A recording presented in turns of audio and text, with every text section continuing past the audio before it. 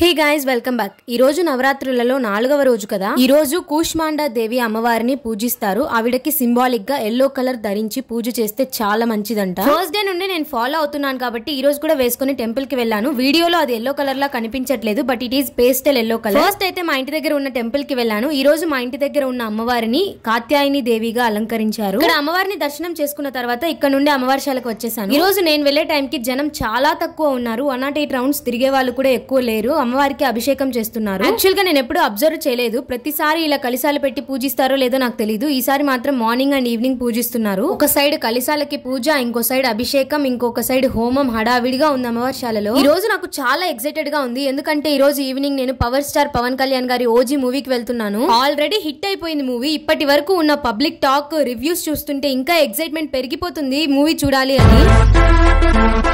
అదన్నమాట matter. Next video మీ వరకు రావాలంటే లైక్ చేసి సబ్స్క్రైబ్ చేసుకొని పెట్టుకోండి. ఇంకో వీడియోలో మళ్ళీ కలుద్దాం. బాయ్.